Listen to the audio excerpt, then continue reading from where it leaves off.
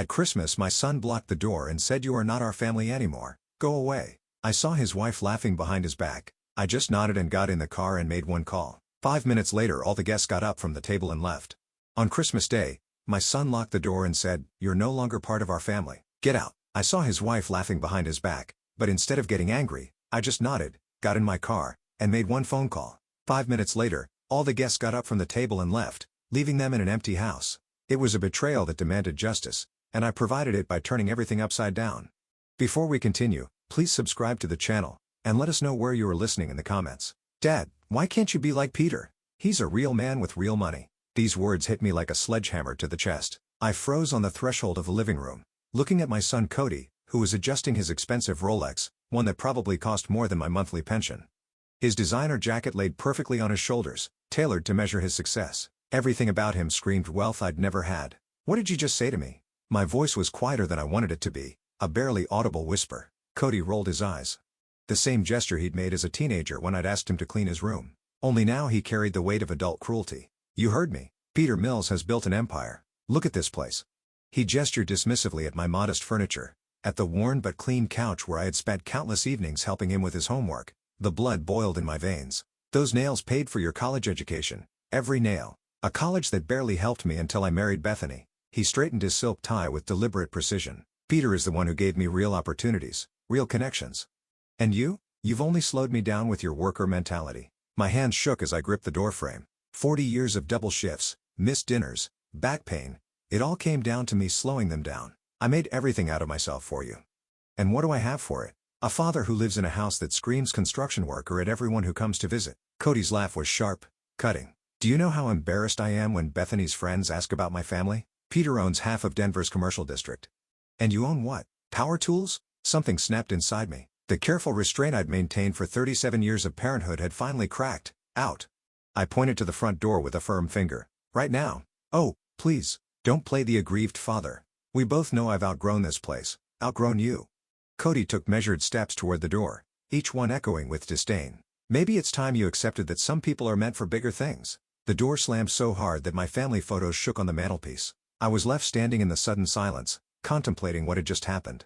My son, the boy I taught to ride a bike, the teenager I drove to every baseball practice, had just dismissed 40 years of my life as worthless.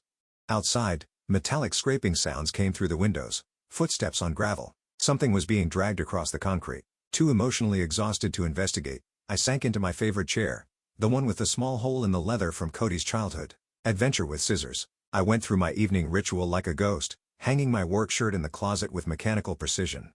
My reflection in the bedroom mirror showed a 70-year-old man who suddenly looked his age. Cody's words echoed with every movement. A real man with real money. As I brushed my teeth, I couldn't escape the memory of 8-year-old Cody proudly showing his friends the toolbox I had given him for Christmas. "My dad builds everything," he announced with pure excitement.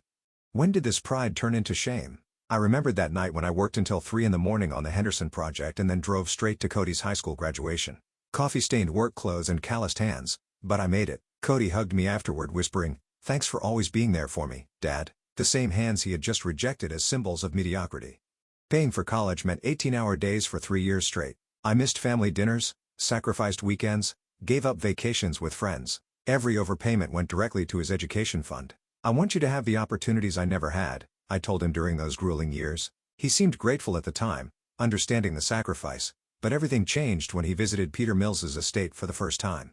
I could still imagine that fall evening when he returned from Bethany's family dinner, his eyes burning with a hunger I had never seen before. "Dad, you should see Peter's house. It's like something out of a magazine. A wine cellar, marble floors, paintings worth more than our entire neighborhood." His voice was full of awe, but underneath it was something darker: envy. Then the comparisons began. At first, subtle ones. "Peter says investment portfolios are more reliable than pension plans." Then bolder ones: "Maybe I should have studied business instead of engineering." Finally, the inquiring looks when he visited my modest home as if he were seeing it with new critical eyes. Phone calls became shorter. Dinner invitations were fewer. "Sorry, Dad, Bethany's family is having an event," became his standard excuse. I tried not to notice how his voice changed when he spoke of Peter, reverent, enthusiastic in the way he used to speak of me. Last Christmas, he arrived an hour late with expensive gifts that seemed more like obligations than gestures of love. "Peter is teaching me about tax benefits," he said as he unpacked the watch I'd been saving for months. "Charitable contributions can be very strategic. Even my gifts became lessons in his new philosophy. I watched my son transform from a boy who was proud of his working-class father to a man who was ashamed of his background. Each visit revealed new changes, designer clothes, a practiced way of discussing stock options, casual mentions of exclusive clubs and business lunches. Today's confrontation was not a sudden brutality. It was the inevitable conclusion of years of growing distance. Peter Mills didn't just get a son-in-law, he stole my son. Perhaps not out of spite, but because of the simple fact of existing in a world where my sacrifices seemed insignificant. Lying in bed, I looked up at the ceiling and tried to remember the last time Cody had asked about my day, my health, my happiness. The silence stretched back months, maybe years. When had I become unimportant to the boy around whom I had built my entire life? The house creaked around me with familiar sounds. The wood settling, the foundation shifting, the gentle protests of the house that had protected us through storms and holidays. This house, which Cody now considered shameful, had been his refuge during every childhood crisis. Sleep finally overtook me around midnight, but even in my sleep, I couldn't escape the echo of his words. Some people are meant for greater things. Obviously, I was not one of them. Morning light seeped through the bedroom curtains, harsh and unforgiving. My joints protested as I rolled out of bed. Every movement a reminder that 70 years had taken its toll. The digital clock read 8:15 a.m., later than usual, but yesterday's emotional beating had exhausted me more than any physical labor. I trudged to the bathroom, avoiding my reflection in the mirror. Coffee called out to me from the kitchen, promising the caffeine I needed to face another day in this new reality, where my son saw me as an embarrassment. The morning routine seemed foreign after yesterday's shock. Pulling on a worn flannel shirt and work jeans, I went through the motions of getting dressed while my mind replayed snippets of Cody's cruel words, worker mentality. The phrase stuck like a thorn in my skin. The December snow had fallen overnight, covering my modest neighborhood in a pristine whiteness that made everything appear cleaner than it really was. The familiar ritual of brewing coffee and getting the morning paper from the porch usually grounded me, gave structure to days that sometimes felt empty after retirement. But as I stepped outside into the crisp Colorado air, I immediately noticed something unusual. My mailbox, a simple black metal one I had installed 15 years ago, was crooked on a post, the door hanging open at an unnatural angle. I approached slowly, my breath forming little clouds in the frosty air. The damage was not accidental. Someone had taken a baseball bat or a crowbar, bending the metal deliberately, maliciously. Fresh scratches disfigured the surface, and the pole itself was loose, tilting the entire structure toward the street. "Damned kids," I muttered, although something about the precision of the destruction didn't seem random. This was not a teenage prank. It was purposeful, personal. The memory of yesterday's metallic scraping sound suddenly made sense. I bent down to examine the base, my knees protesting the movement. Footprints in the snow around the mailbox, size 10 or 11 boots, adult prints. The cold penetrated my clothes as I tried to reconstruct what had happened after Cody left. As I walked back to the house with the newspaper under my arm, I felt an unfamiliar sensation crawling up my spine, an uneasiness. In 40 years of living in this neighborhood, I'd never been targeted for vandalism. The timing seemed too convenient to be a coincidence. In my warm kitchen, I poured coffee into my favorite cup and opened the newspaper on the table. The familiar comfort of the morning routine should have calmed me down, but my concentration slipped. The words blurred as my mind went back to the damaged mailbox, to Cody's venomous words, to the growing certainty that yesterday's confrontation wasn't over. I thought about calling the police, then dismissed the idea. What would I tell them? My mailbox was vandalized the same night my son called me a loser. They'd think I was a paranoid old man connecting unrelated events. The coffee went cold as I looked at the headlines I couldn't comprehend. Sports scores, weather forecasts, local news. Nothing penetrated the fog of unease that had settled over me. Something seemed wrong, incomplete, as if yesterday's quarrel was only the first act of a larger play. I tried to focus on the crossword puzzle, a daily ritual that usually provided an escape from life's complications. 7 across, betrayal of a family member. The irony was not lost on me, but I couldn't even summon a bitter laugh. The kitchen clock ticked steadily to 9. Outside, the neighbors were beginning their morning routines. Garage doors were opening, cars were pulling out of driveways, and the normal sounds of suburban life continued despite my personal upheaval. Then the phone rang. I stared at the phone for 3 rings before answering, half expecting a telemarketer or a wrong number. The last voice I expected to hear was Cody. "Dad, it's me." His tone carried an artificial sweetness that immediately alerted me, completely different from yesterday's brutality. "Cody." I kept my voice neutral, not knowing where this conversation would go. "Listen, I've been thinking about what happened yesterday all night. I completely overreacted. The words flowed too smoothly, too rehearsed. I said things I didn't mean, and I'm truly sorry." My grip on the phone tightened. After 40 years of parenting, I knew when Cody was lying, and it seemed like an art form. "You seem pretty clear about your feelings." No. That's exactly it. I was stressed about work, about money, About everything. You know what Bethany's family can be like. He laughed, but it sounded hollow. Something cold settled in my stomach. The Cody of yesterday had been brutal, but honest. This version seemed dangerous in its deception. Actually, he continued, that's why I'm calling. Bethany and I would like to invite you to Christmas dinner tomorrow night at our house. It's nothing fancy, just Bethany's father, his business partners, and some other relatives, all successful and wealthy. Christmas dinner? The words came out choked. Dinner is at 6. Bethany is making her famous roast. I should have said no.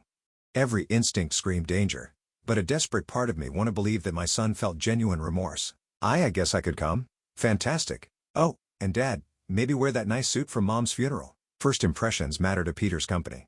The line went silent for a moment, and I heard muffled voices in the background. Then Cody's voice, distant, but audible as if he'd forgotten to hang up properly. He really believed it. Cody's laugh was sharp.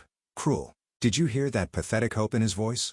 You're terrible. Bethany's voice more amused than disapproving. Although I have to admit, this will be interesting. Peter will love it. His successful business against my construction worker father. The contrast will be perfect. Don't forget the legacy, Bethany added. Daddy needs to see how much better he is than your father. This dinner guarantees us my father's inheritance and business. Right. By the end of the evening, Joseph will look so pathetic next to Peter's company. Peter will see how much we love him and no one else but him. My hand was shaking so badly that I almost dropped the phone. The complex cruelty of their plan hit me like a physical blow. This wasn't about reconciliation. It was about using me as a prop in their manipulation of Peter Mills.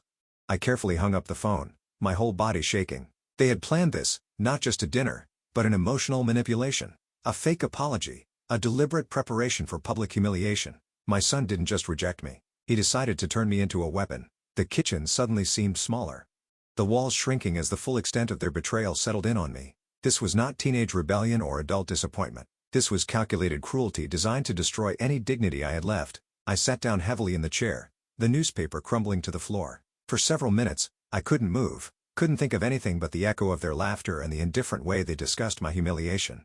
But slowly, something else began to grow in my chest. Not the defeat I had felt yesterday, but something firmer, more focused. If they wanted to play games with my emotions, if they thought they could use me as entertainment for their schemes, they were about to find out that this old builder still had a few tricks left in him. The phone was silent on the cradle, but my mind was already working. My hands kept shaking.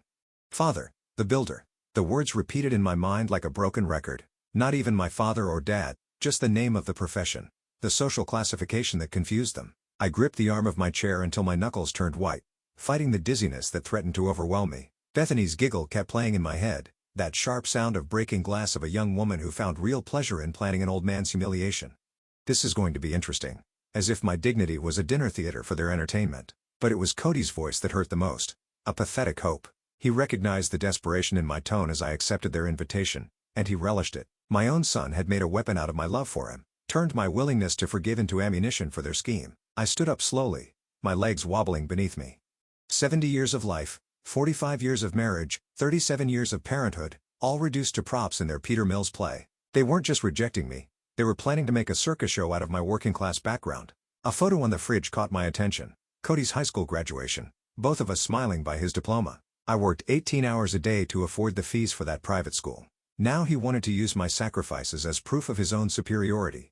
Something fundamental shifted in my chest, not the devastating sadness I felt yesterday, but something firmer, more centered. My father taught me that a person's worth is not measured by their bank account, but by how they respond when life knocks them down. You can lie there and take it, he said after the neighborhood bullies cornered me when I was a boy, or you can get up and show them who you really are. I went to the living room window and looked at my damaged mailbox. The vandalism suddenly made perfect sense. A psychological warfare designed to make me feel vulnerable to their dinner invitation. They had orchestrated every detail from the property damage to the fake apology, building to the big finale tomorrow night, but they made one critical mistake. They assumed I would remain in the dark about their plan. I moved to the desk drawer where I kept important phone numbers. Peter Mills had given me his business card last year at Cody's birthday party, a gesture of respect between in-laws. Call anytime, Joseph. We should get to know each other better. I appreciated his directness then, his lack of pretense despite his obvious wealth. Now that business card represented something completely different, an opportunity. My engineering mind began to analyze the situation with mechanical precision. They wanted to humiliate me in front of Peter to demonstrate his superiority and secure the prospects of an inheritance. But what if Peter found out about their deception in advance? What if he finds out that his daughter and son-in-law are manipulating him into cruelty to an elderly family member? Peter Mills did not build his business empire by tolerating dishonesty. From our brief conversations, I recognized a man who valued honesty above social careerism. He would not have appreciated being used as an unwitting participant in psychological abuse. The phone number seemed to pulse with possibilities as I held the card. One conversation could change everything. Not revenge, exactly, but justice, ensuring that manipulative schemes meet appropriate consequences. Peter Mills would not have built his business empire by tolerating dishonesty. From our brief conversations, I recognized a man who valued integrity above social careerism. He would not appreciate being used as an unwitting participant in psychological abuse. I checked the kitchen clock. It was 9 in the morning. Peter would already be in the office, probably reviewing contracts or planning business strategy. A good time to call a fellow businessman, even a retired one. For the first time since Cody left, yesterday, I felt something other than pain and confusion, purpose, a direction, confidence that I would not be a victim of anyone, not even my own son. Finding Peter's business card took longer than expected. I carefully filed it in my desk organizer sandwiched between insurance documents and warranty information. A precise organization that had served me well for decades of engineering projects. My hands stopped shaking, replaced by the steady concentration I once brought to reviewing blueprints and construction schedules. The card felt substantial between my fingers, expensive cardboard that spoke of success earned, not inherited. Mills Commercial Development. Peter Mills, Director. Below that was his direct office number and cell phone number. 2 ways to reach a man who didn't hide behind secretaries or assistants. I settled into my reading chair, which had a clear view of both the front window and the kitchen clock, and picked up the phone. The strategy required careful timing. I understood that accuracy was more important than speed. What exactly was I supposed to say to him? The truth, of course, but delivered with surgical precision. Peter needed to know that his daughter and son-in-law were manipulating him, using family gatherings as stages for their auditions for his inheritance. But I couldn't sound like a bitter old man complaining about ungrateful children.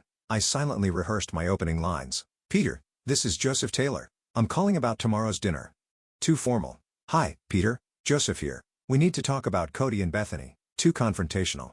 The approach had to balance urgency with respect, honesty with diplomacy. The facts were simple. I had accidentally overheard a conversation that revealed their true intentions for tomorrow's dinner. They planned to humiliate me in front of him to demonstrate their superiority and advance their inheritance prospects. They even damaged my property to psychologically soften me up. I needed trust, which meant acknowledging my own emotional interest while maintaining objectivity. Peter, I know this puts you in an awkward position, but I thought you deserved to know what they're planning, appealing to a sense of fairness, not asking him to take sides. One potential complication troubled me. What if Bethany was with him? Father-daughter breakfasts were not unusual in family businesses. I needed to be prepared to offer to call back later if the time was not right for a private conversation, but my instinct told me that this was the moment. Waiting would only give me more time to doubt myself, to lose the clarity that came from righteous anger and recent betrayal. Peter Mills struck me as someone who valued straightforwardness, who would rather deal with problems head-on than let them fester. I returned to the phone, card in hand, and took a deep breath. This conversation would determine whether tomorrow night would be their triumph or their downfall. Whether justice would prevail over manipulation. Whether the old builder could outsmart the privileged children who had underestimated him. The numbers felt familiar under my fingertips as I dialed. Professional muscle memory from decades of important phone calls, contract negotiations, emergency consultations, each number deliberate, purposeful, irreversible. The phone started ringing. Peter picked up the receiver, and I told him everything without any hope that he would believe me. But surprisingly, what I told him shocked him, and he did not hide his confusion and anger. I told him my plan, and he agreed to help me. Pups, 7.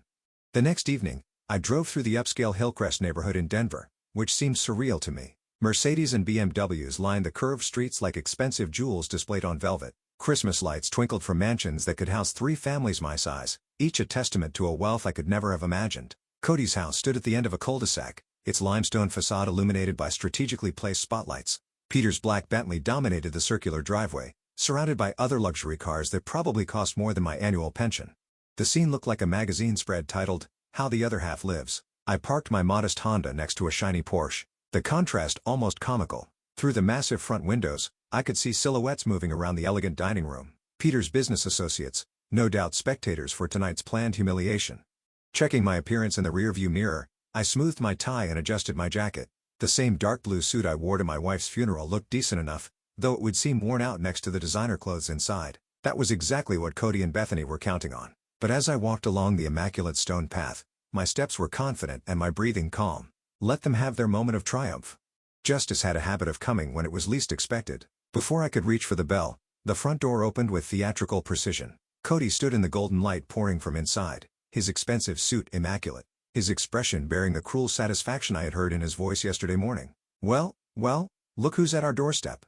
His voice was loud enough for the guests inside to hear. Did you really think you belonged here today? Behind him appeared Bethany, like a supporting actress coming out on cue. Her black cocktail dress probably cost more than my monthly grocery budget, and her smile had the sharp edge of anticipated amusement. Oh, this is precious. He really came. Dad, Cody stepped forward, completely blocking the entrance, his body language screaming possession and control. Let me make this crystal clear to you. His voice rose with practiced cruelty, ensuring maximum impact on his audience. You are no longer family to us. Only Bethany's parents are our family now. You go away. The words hit the cold air like physical blows designed to wound and humiliate. Inside, I could see the guests stopping their conversations, some turning toward the commotion with the awkward fascination people reserve for public embarrassments. Bethany's laughter bubbled up from behind Cody, excited and malicious. Did you see his face? Oh, it's even better than we imagined. But instead of the broken ruin they expected, I felt only a strange sense of completion. It was exactly what I had prepared for. Exactly what Peter needed to confirm through his sources inside. I understand. My voice remained steady, disappointingly calm for their theatrical performance. Well, Cody, I hope you get everything you deserve today. I met his eyes with the quiet dignity of a man who had worked honestly all his life. Everything. His expression flickered with momentary confusion. This wasn't the script he had written. The pleading, the shame, the public humiliation that would demonstrate his superiority to Peter's influential friends. That's right, old man. Go away. Back to your little builder's house where you belong. But there was less conviction in his voice now, unsettled by my unexpected restraint. I turned and walked back to the car with measured steps, my back straight despite the December cold. Behind me, I heard Cody's forced laughter and Bethany's comments, but their words seemed distant, unimportant. When I got to the Honda, I settled into the driver's seat and watched the house through the windshield. Through those expensive windows, Peter's guests continued their elegant evening, unaware that they were about to witness a very different kind of show. I took out my phone and dialed Peter's number. The phone rang twice before Peter's familiar voice answered, professional, but warm. Joseph? As we discussed, I said simply, watching the golden windows of the house where my son thought he had just achieved his greatest victory. I understand completely. Peter's tone carried the weight of a man who had built an empire, quickly reading situations and acting decisively. Thank you for keeping me informed. The call ended there. No dramatic statements, no long explanations.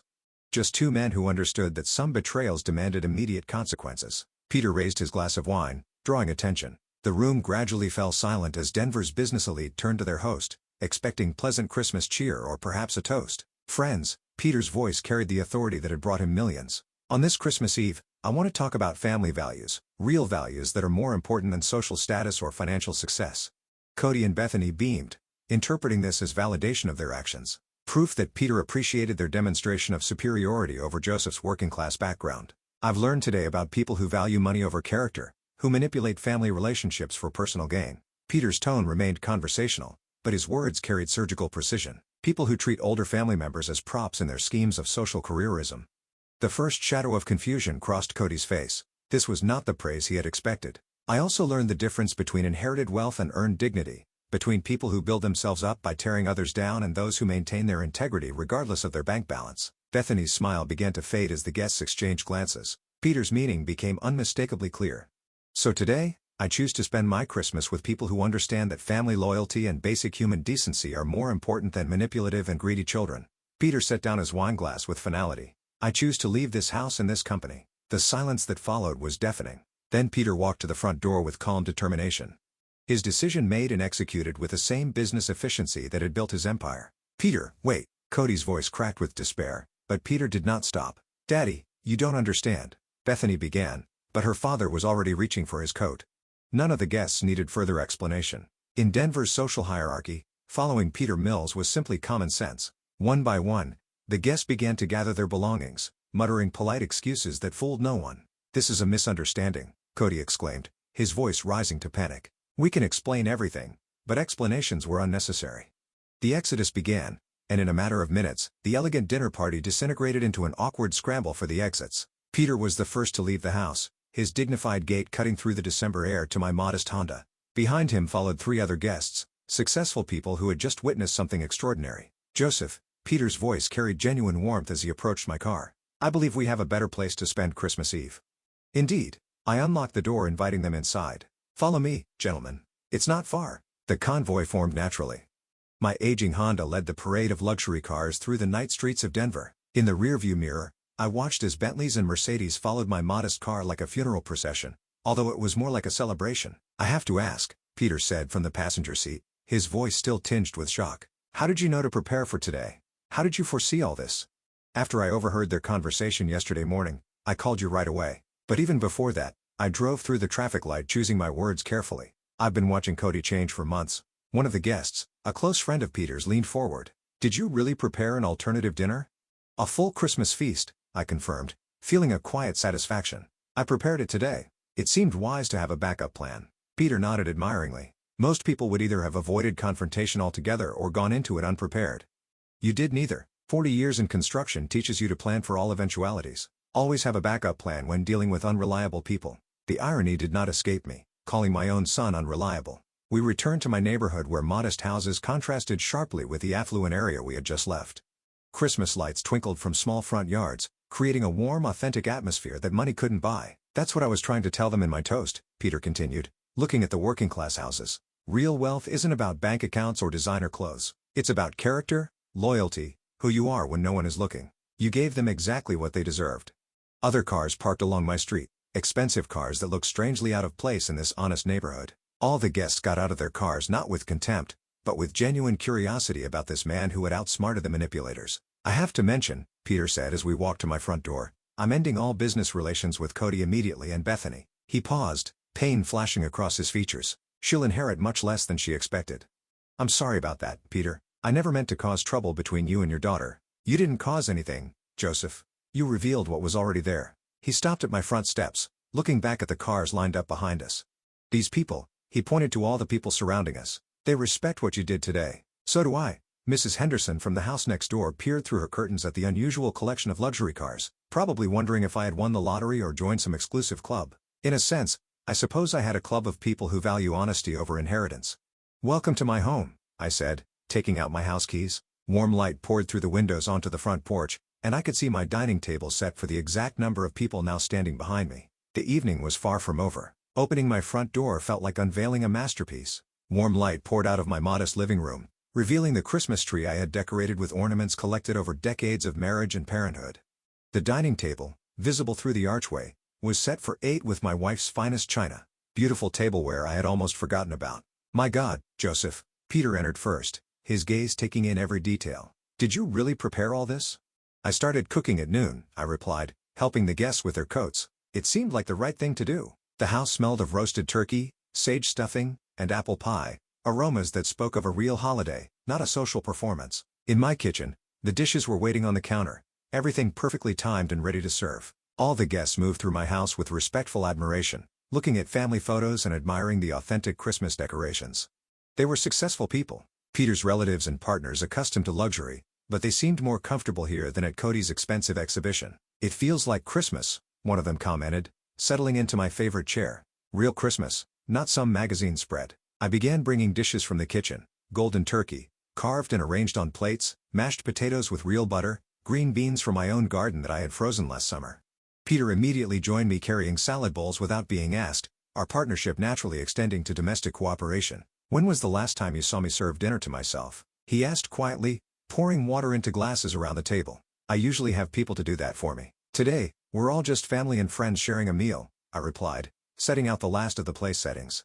The transformation was striking. Peter Mills, who owned half of Denver's commercial district, was helping an elderly builder serve dinner, and it felt completely natural. His partners, accustomed to 5-star restaurants and catered events, praised my simple cuisine with genuine enthusiasm. "This turkey is incredible, Joseph," said one of them, cutting into the perfectly brown bird. "Where did you learn to cook like this?" 45 years of marriage," I replied, pouring wine from bottles I had saved for special occasions. "My wife taught me well before she passed away." The conversation flowed around shared stories of family traditions, honest work, and values that truly mattered in life. These wealthy businessmen found themselves relaxing, laughing, and sharing memories of their own humble beginnings and the people who shaped their character. Peter raised his glass when the main course was over. "Joseph, I want to thank you for today, not only for revealing the truth, but for reminding us what true hospitality looks like. And what a real family means," added another guest. "Family isn't about blood or money. It's about the people who support you when it matters." I slowly stood up, feeling the weight of the moment. Everyone fell silent, sensing that something important was about to happen. The warm light from my Christmas tree cast gentle shadows on the faces that had become allies, even friends, in the space of a single evening. Headlights appeared through the front window. 2 cars stopped behind the others, their engines dying with the abrupt finality of desperate decisions. I raised my glass, looking around the table at faces glowing with genuine warmth and satisfaction.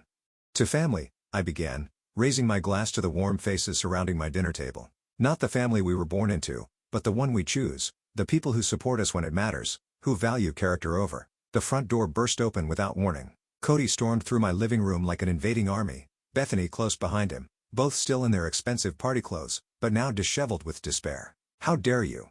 Cody's voice cracked with rage as he took in the scene. Peter and the guests comfortably seated around my modest table, wine glasses raised, faces glowing with genuine warmth. "How dare you steal our guests?" The reaction around my table was immediate and uncomfortable. Guests put down their glasses, shifted in their chairs, witnessing this display of privileged rage.